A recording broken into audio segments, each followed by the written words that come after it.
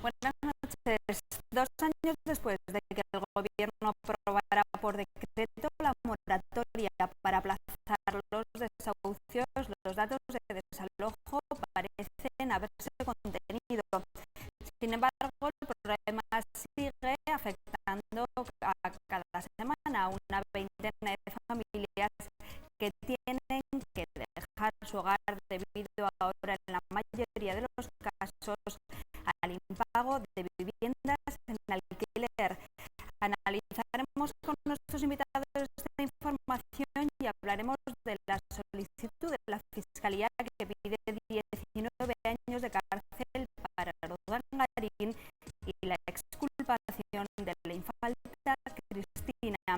Y terminaremos el programa con la petición de ajustes adicionales por parte de Europa.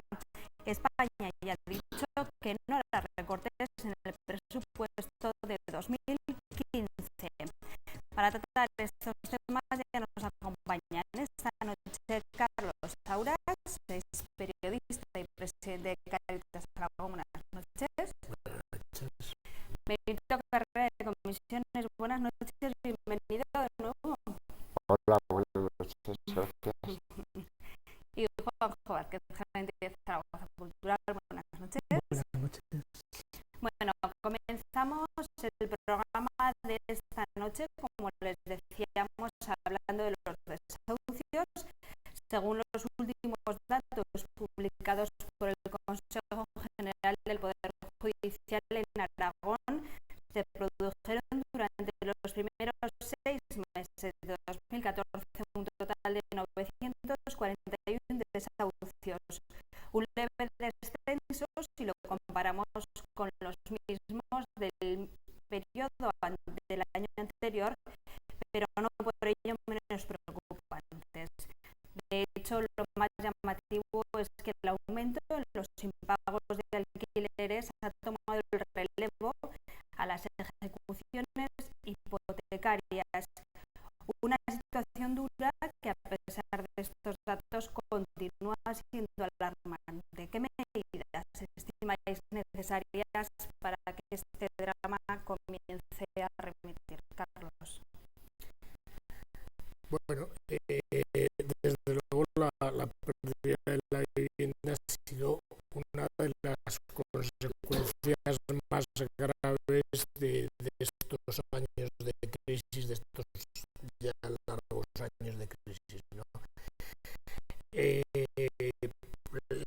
Esa bajada de escalera que suponía pues la pérdida de empleo, de tantos empleos como se perdieron desde el comienzo de la crisis, la reducción de las posibilidades de gasto en salud, alimentación, en gasto escolar, y finalmente la pérdida de vivienda, que es lo último a lo que la gente, pues digamos, ha resistido, ¿no?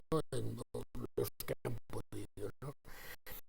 Entonces, claro, es una de las consecuencias más grandes. Bueno, es evidente que quizá ahora llevábamos un tiempo, tal vez porque en ejecuciones hipotecarias han debido haber más acuerdos con bancos, creo yo, o ellos mismos han llegado a la conclusión de que tampoco los bancos les interesaba ir a más, pues había una cierta sensación social de que esto había bajado un poco, ¿eh? Pero la realidad es que no, ahí están los datos y son incuestionables, ¿no? Yo creo que hay que seguir insistiendo en que España necesita, aparte de una cultura de alquiler, que eso desgraciadamente de todos los niveles no lo ha habido, pero aparte de eso, un parques públicos de viviendas de alquiler, como ha habido en muchas ciudades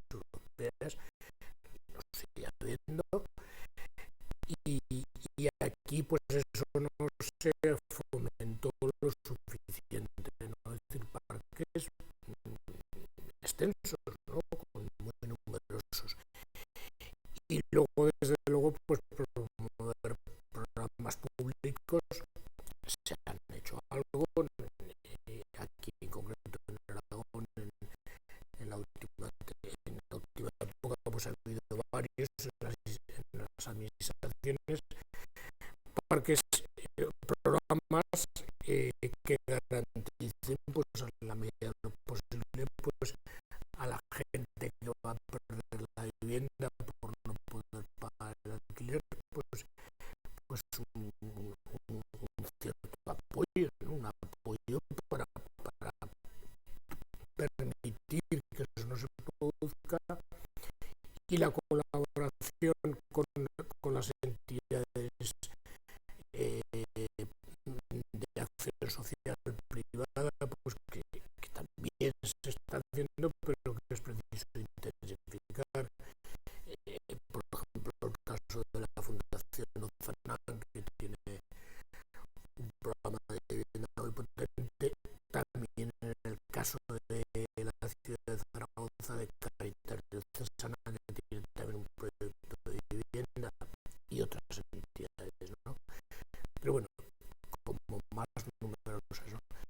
Yo creo que eso es una línea no para ahora ni para mañana, sino para siempre. Es decir, fomentar un parque público de viviendas al que puedan tener acceso gente con alquileres además bajos. Estamos hablando de alquileres bajos porque, claro, estamos pensando en personas que los que tienen ingresos a lo mejor tienen unos ingresos de 400 euros o un poquito más o menos, ¿no? Entonces hay que pensar en eso.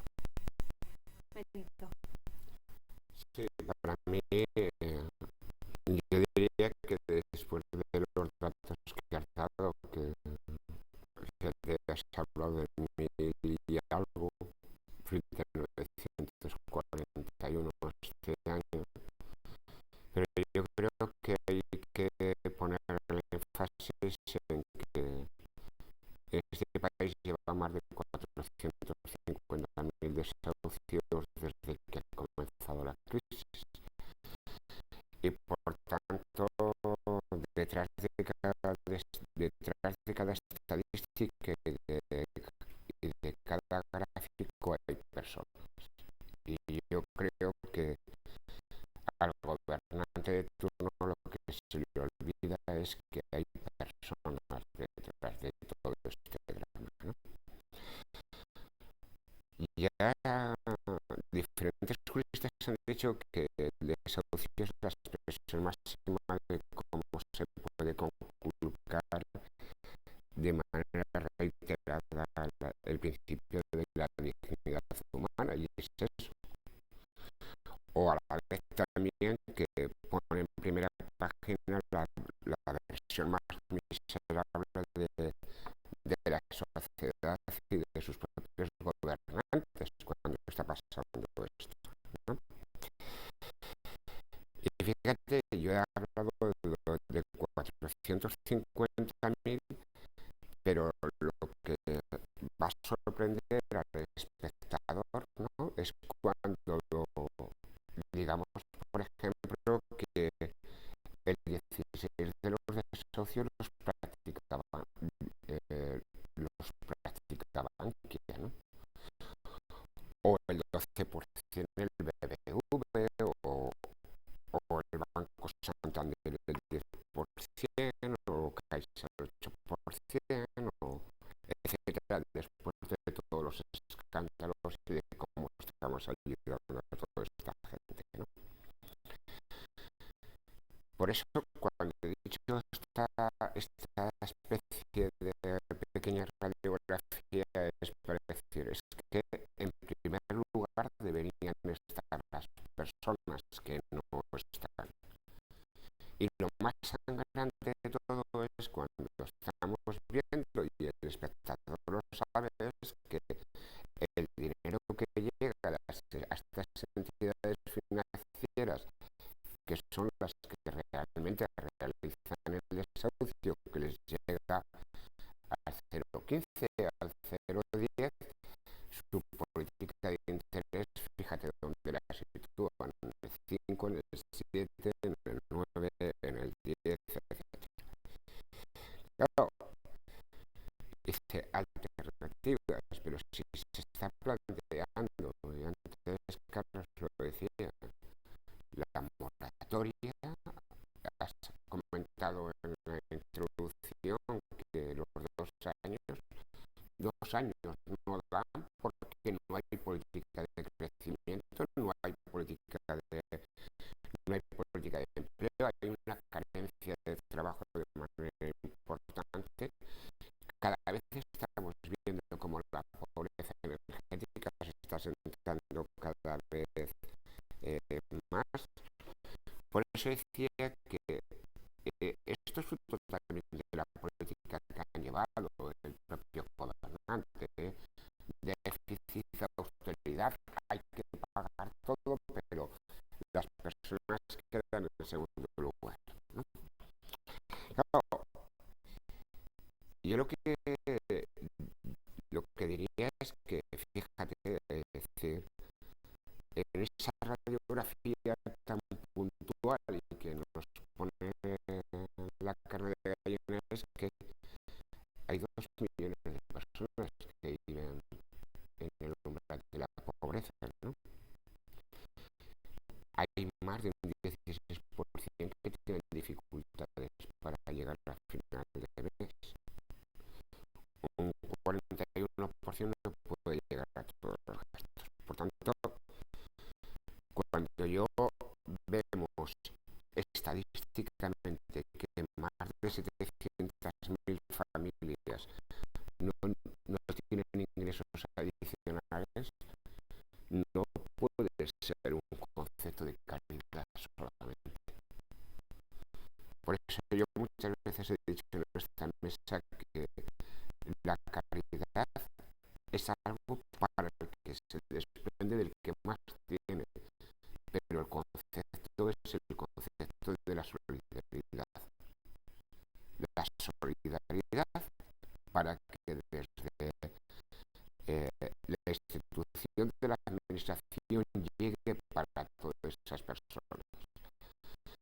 Creo recordar estos días que he estado un poco en la cama, como Caritas había hecho un pequeño trabajo y un pequeño estudio de cuántos son los que están en estos momentos viviendo en los cajeros de las entidades financieras.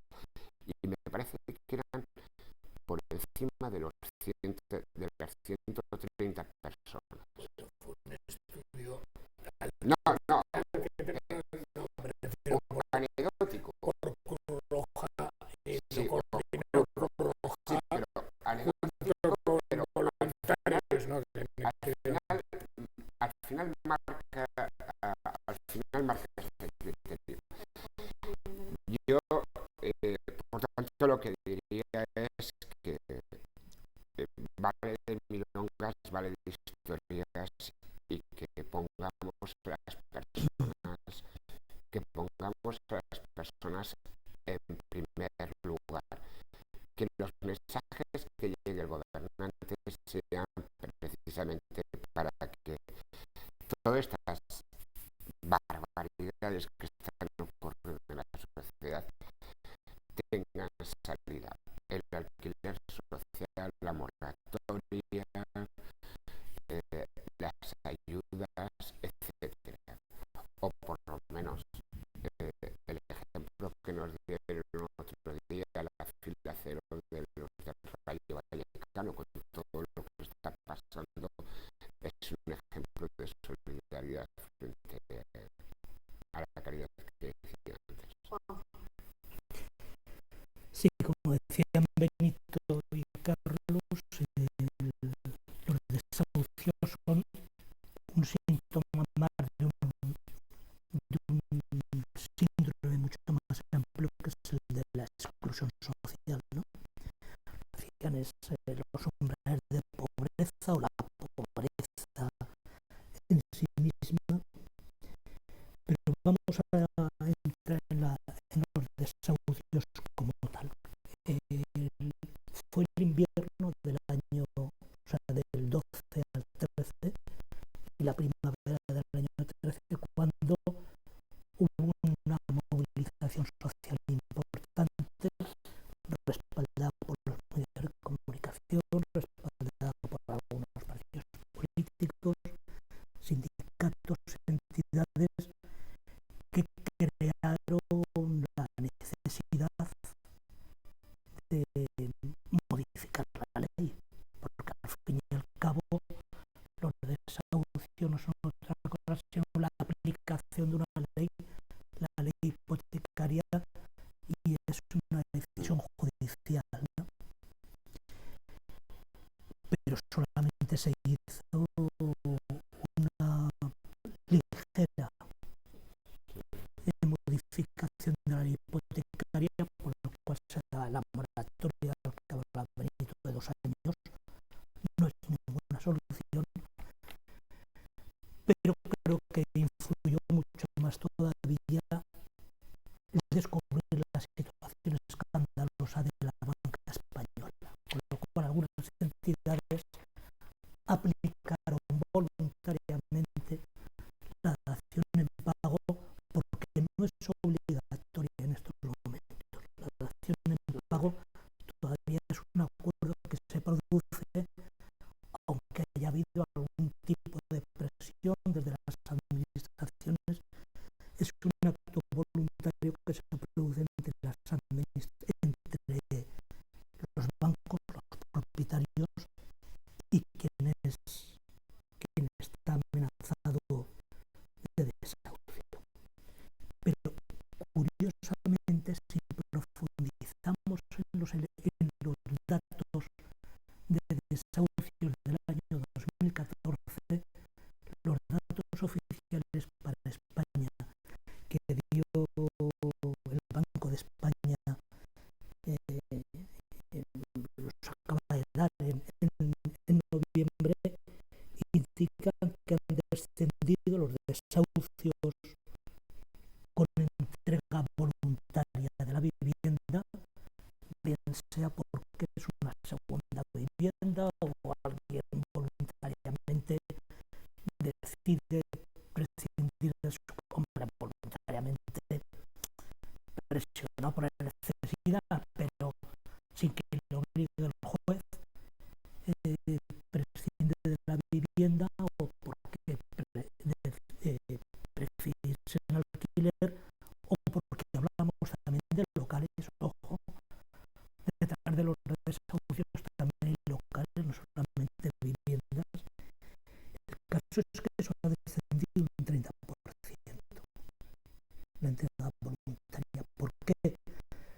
Porque la presión de la pobreza ya en el año 2012 y 2013 fue tan grande que ya queda poco que exprimir en el año 2014. Pero curiosamente, los desahucios como tal, es decir, la decisión judicial de echar de la vivienda habitual donde se está viviendo, es aumentado en el primer semestre del año 2014 en España. Ha pasado de 1.000 viviendas desahuciadas con los habitantes dentro, las personas que decía Benito, a 1.200. Han aumentado todavía prácticamente un 20%. Los desahucios, que no son los 450.000, es cierto, pero hablamos de 1.200 casos en el primer semestre. Solamente estamos hablando del desahucio de que sale de su casa, pero no estamos poniendo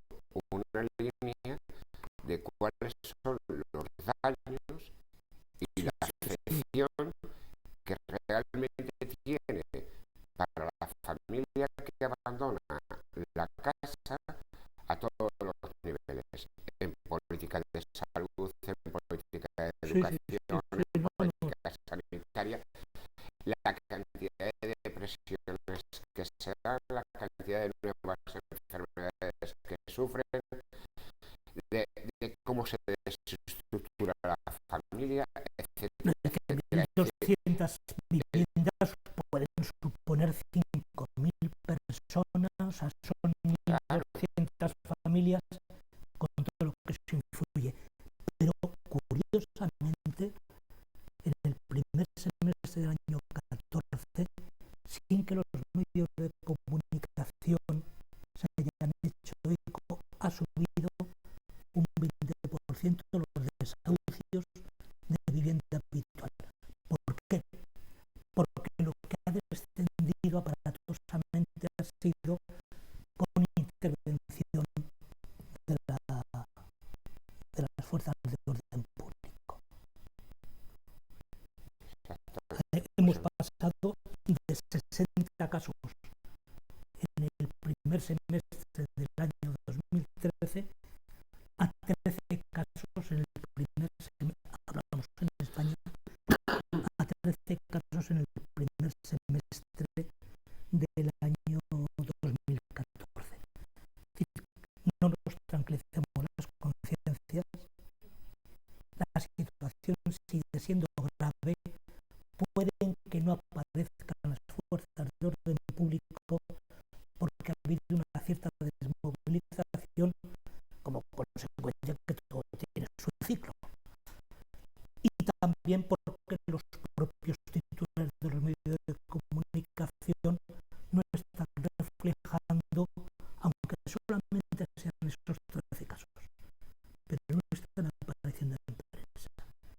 Y a veces la realidad no es solo lo que cuentan los medios de comunicación, la realidad es, como insistiendo en lo que decían Benito y Carlos, lo que están viviendo en cada caso las personas. Por tanto, el desahucio sigue siendo un problema de primer nivel en España y sigue siendo necesaria una modificación que la homologue con las leyes europeas de la ley hipotecaria y que todos los partidos políticos legislen para modificar esta ley. Una actitud de respeto y de dignidad del gobernante, de las administraciones, para favorecer un marco de ayudas que realmente hagan que esas familias se queden en casa. Y por eso, como decía Carlos, la política social y la política de ayudas debe estar contemplada en cualquier política presupuestaria en función de lo que está pasando. Sí. Es más necesario que nunca. Es que si no solamente el mensaje es el déficit, la austeridad, la competitividad, la eficacia, la eficiencia, no. Y las personas. Y hay ejemplos de que se puede hacer. El Ayuntamiento de Zaragoza aprobó una moción en noviembre del año pasado de creación de lo que se llama popularmente una oficina antidesahucios, que al menos afecta a las viviendas de alquiler del propio ayuntamiento, que sí que está respetando la línea que decía Carlos, y está mediando con bancos, con entidades financieras para impedir que se produzcan desahucios no voluntarios. Lo que está claro, sí, simplemente es lo que está para decir que mientras realmente la situación económica, aparte las políticas sociales son imprescindibles, desgraciadamente la crisis ha puesto de manifiesto que han fracasado, vamos a decir, entre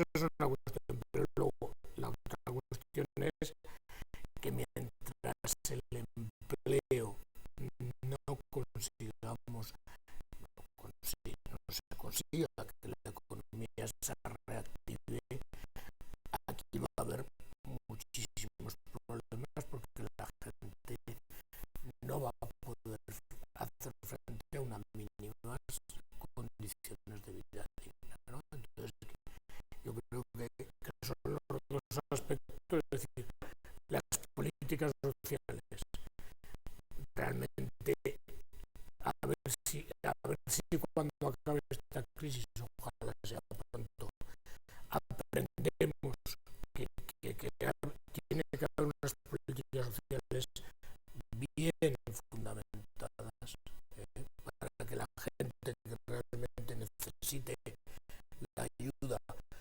lo que decía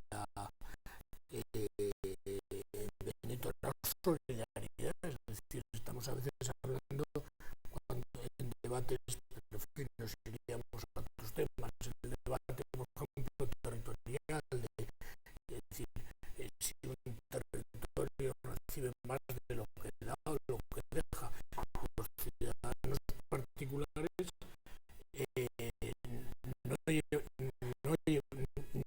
ni podemos ni debemos llevar esa cuenta como ciudadanos particulares. Nosotros pagamos Hacienda lo que nos corresponde por nuestros sueldos o pensiones y nadie decimos, bueno, yo, a ver, voy a hacer las cuentas de, bueno, pues en el aspecto territorial se tendría que ser. No todos pagan Hacienda, no, porque de estas entidades financieras que tienen el dinero fuera, que se lo llevan, que le echan el capazo. Benito, el ciudadano normal que el ciudadano de un sueldo o una pensión. Pero me refiero que eso habría que elevarlo también al primero, luchar contra el fraude, que eso está claro, es decir, luchar contra el fraude de las grandes empresas, de las grandes fortunas, etcétera. Y segundo, también en el debate territorial, es decir, debería ser implanteable o les debería dar vergüenza cuando se dice en el debate de los territorios si yo debo recibir lo mismo que dar, porque nos estamos cargando el principio básico de la solidaridad. Si no existe. Bueno, vamos a cambiar de tema, vamos a dejar los desahucios y vamos ahora con el caso NOS. El fiscal pide 19 años de cárcel para Urdangarín y la exculpación de la infanta Cristina, a quien en corrupción se reclama 587.000 euros como responsabilidad civil compartida con su marido.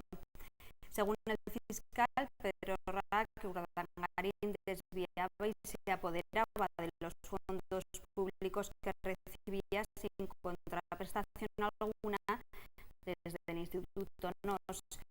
¿Cómo valoráis esta pena y qué estimáis que puede ocurrir a partir de ahora? Benito. Pues yo la verdad es que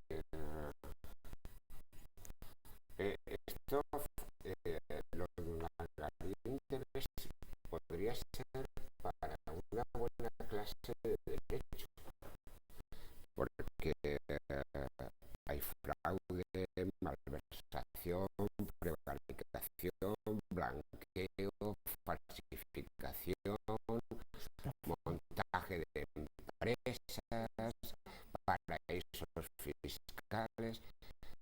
Ostras, y esto lo hace alguien de la Casa Real, de la marinera, ¿no?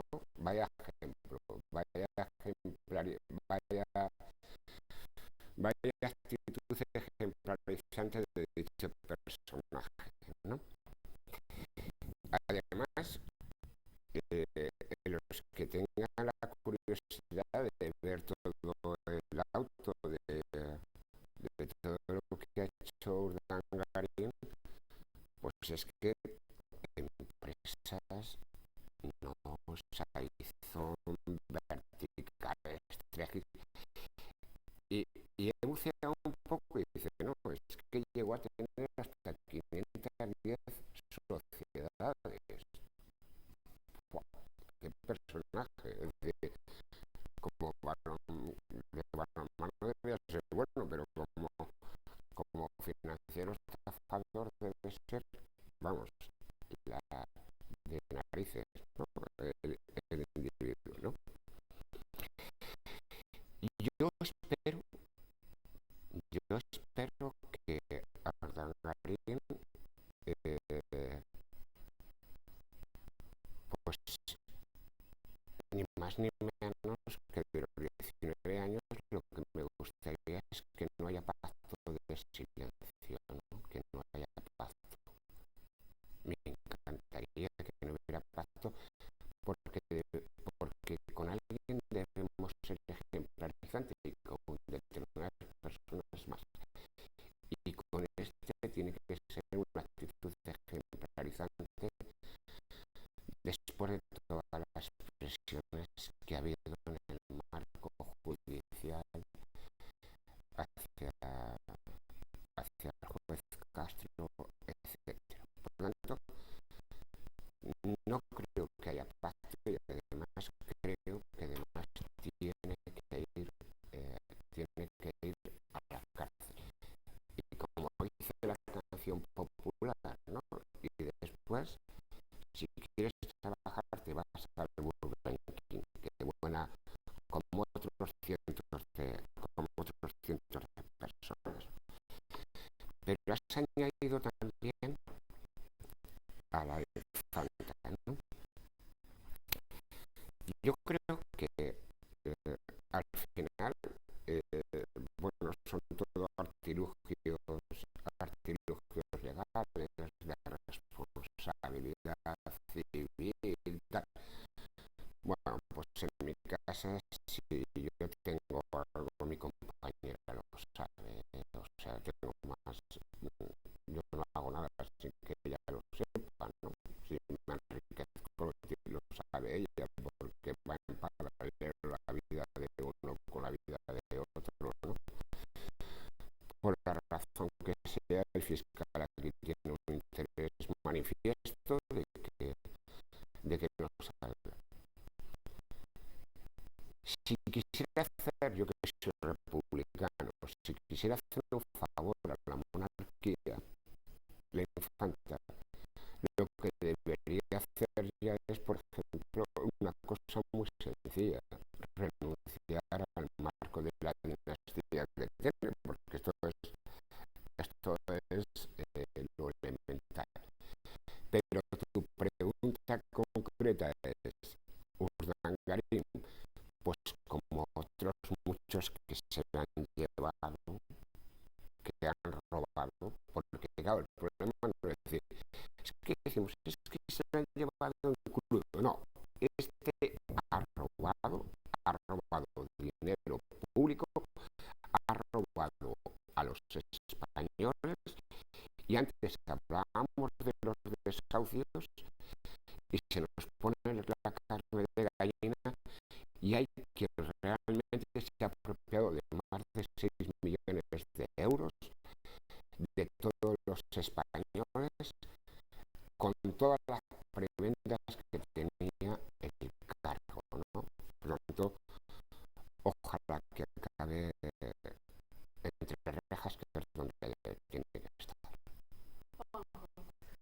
Sí, alguna precisión. El caso Noos es una pieza separada de un caso mucho más amplio que es el Palma. Es decir, que lo de Urdangarin es una pieza de una trama, pero porque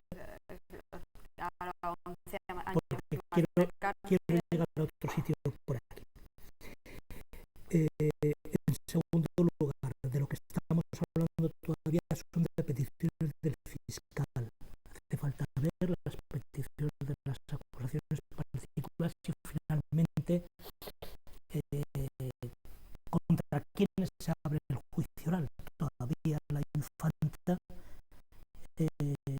no está desimputada. Es en las peticiones del fiscal. Pero veremos si el juez, ya no el instructor, sino luego ya se le abre también juicio oral o no a la infanta. Pero en cualquier caso sí que me ha sorprendido, coincido en que 19 años, no es en este caso como el tango, 19 años en este caso sí que son mucho, y es muy difícil que, aunque hubiera algún acuerdo extrajudicial, se librase de la cárcel. Es prácticamente imposible, con la suma de delitos que se le imputan y con las calificaciones que tienen estos mismos delitos. Pero aquí, ideológicamente, todo el mundo, absolutamente todo el mundo, todos los medios de comunicación, todos los partidos políticos, etcétera, se han posicionado o se han puesto frente a Urdangarin, lógicamente, y coinciden en todos los calificativos, de los cuales es un buen portavoz Benito. Pero sin embargo ha habido una división clarísima al calificar los hechos de la infanta. Y curiosamente el PP ha dado un mal ejemplo, porque Ana Mato, que tampoco sabía lo que hacía su marido, ha dimitido para no ¿qué? Es decir, el PP está dando ejemplo a la Casa Real, curiosamente, cuando uno de los primeros imputados en el caso Palma serían altos dirigentes del PP. ¿Por qué? Para defender a la Casa Real se ha insistido en atacar tanto a Urdangarin, porque no todo el mundo ha coincidido en calificar igual a la Casa Real. Y aquí se puede ser republicano, se puede ser monárquico, es igual. Quiero decir, es transparencia, quiero decir, tan delincuente puede ser un presidente de gobierno como un jefe de Estado, pero aquí, curiosamente, vista el conjunto de la trama y vista las imputaciones, me sorprendería que la Casa Real no se hubiera enterado de nada. La Casa Real es como Ana Mato también. No me lo puedo creer con los servicios de información que tiene. Cuando hablamos de un caso tan grande como es el de Palma, como el caso Nos, no basta con una advertencia, ni siquiera le enseñan la tarjeta amarilla, sino que verbalmente amonesta a Urdangarin: oiga, usted no haga negocios turbios. La influencia de la Casa Real es tal que, conociendo esos negocios, hubiera bastado una llamada telefónica a muchas de las autoridades que intervinieron o administraciones que intervinieron en esta trama para desmontar el caso Nos. Es decir, la movilización que ha habido en defensa de la infanta ha sido una movilización en defensa de una Casa Real que evidentemente ha mostrado sus vergüenzas, y no que Urdangarín sea el yerno malo, porque realmente aprovechaba un manto que la Casa Real estimo yo que tendía sobre muchos de los negocios de Urdangarín. Bueno, yo varios, por no repetir cosas, yo creo que es importante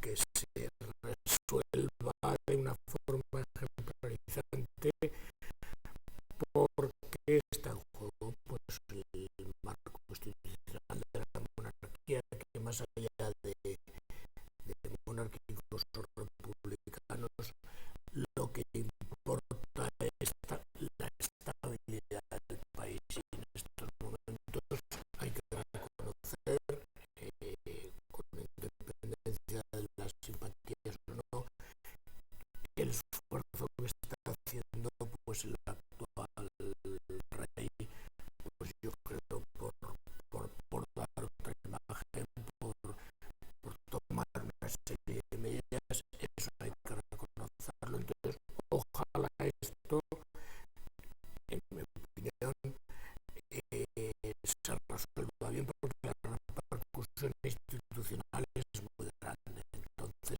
que de alguna manera, pues aunque sea doloroso para la Casa Real, para quien sea, pero que la ciudadanía de alguna forma le ayude a recuperar una cierta confianza en el esfuerzo que está haciendo el actual rey. Sobre el tema de la infanta, bueno, había matices, porque claro, con respecto al ejemplo que ponían de la ministra, es que la infanta estaba en alguna sociedad, es decir, evidentemente podría estar sin estar, quiero decir, sin pintar nada, sin tener nada que influir, pero bueno, la realidad es que ahí debería de ser más, haber sido más caballero su esposo y haberle dejado por lo menos al margen de las legalidades de empresas. Pero bueno, es otra cuestión. Evidentemente la actuación de la Fiscalía ha sido un poco peculiar, pero bueno, ahora queda el paso de la decisión del juez y hay que confiar en eso. Yo por lo menos me merece mucho respeto lo que vaya a hacer, y él decidirá pues si hay que seguir ese camino o no hay que seguirlo. Desde luego, por sus actuaciones, no creo yo que se vaya a dejar influir por lo que no crea que sea justo. Es decir, que creo que él actuará y tomará una decisión, y en eso hay que confiar. Y luego, respecto al propio Urdangarín, bueno, pues está casi todo dicho, pero yo sí que creo que aparte de que cumpla la pena de cárcel, la que sea, o sea más o sea menos, si es importante, si se puede conseguir que devuelva buena parte del dinero malversado, porque es que la impresión que tiene la gente, yo creo que a la gente, a la ciudadanía, le duele más a veces el que van a la cárcel pero no devuelven el dinero. Es la sensación que hay un poco, ¿no? Entonces, pues por lo menos que se intente conseguir la devolución, digo, en este y en todos los demás casos debería ser, y bueno, si hay acuerdo y el acuerdo es es beneficioso para el Estado, para la sociedad en ese sentido, que igual no va a 19 años y va a 10, me da igual, pero si devuelve gran parte de lo que ha sido malversado, yo creo que a la ciudadanía le daría una cierta tranquilidad. ¿Es eso fácil o difícil? No lo sé, porque no sé si lo están consiguiendo en muchos otros casos. Hay una cuestión. Brevemente, que tenemos Sí, que... brevemente, como vulgarmente se dice con la infanta,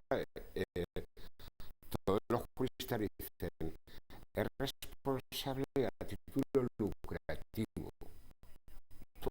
El que nos esté escuchando dice, ¿y eso qué es?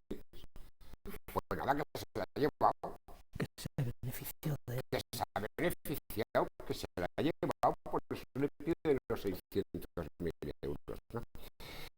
Y luego estos días va a aparecer otro concepto, que es la doctrina Botín, ¿no?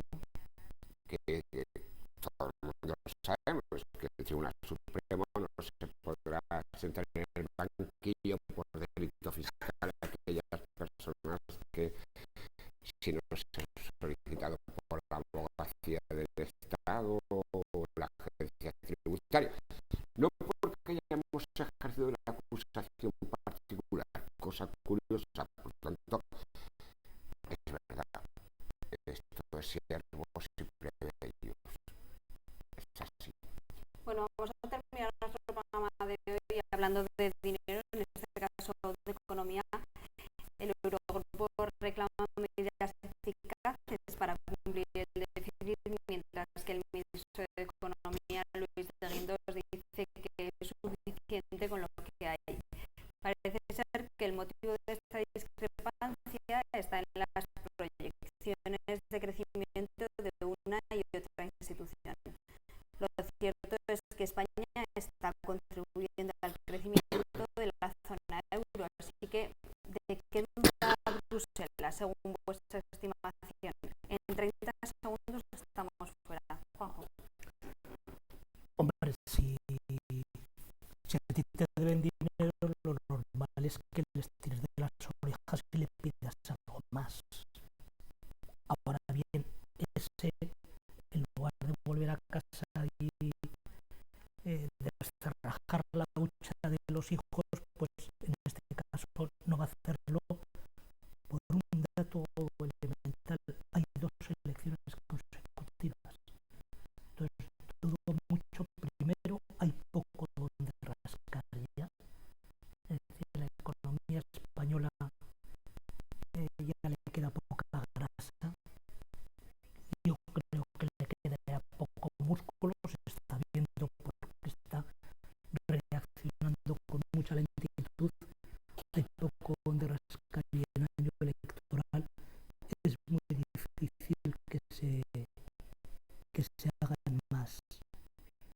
Además, en un año electoral se quedan muchas partidas sin ejecutar.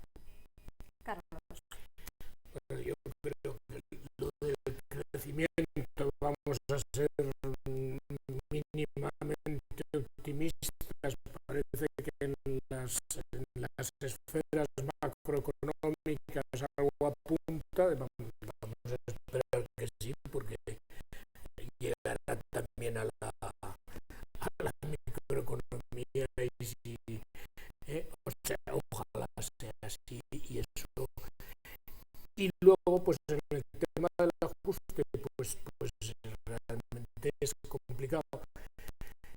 Quizá van a tener un problema, va a seguir habiendo un problema por lo de las comunidades autónomas y las administraciones. Quiere decir que ahí sí que puede haber un cierto desajuste. De hecho, ya estamos viendo el caso catalán, pues ya es claro, ya aparece en la prensa, ya hace falta no sé cuánto para cubrir el asunto, con la independencia de la independencia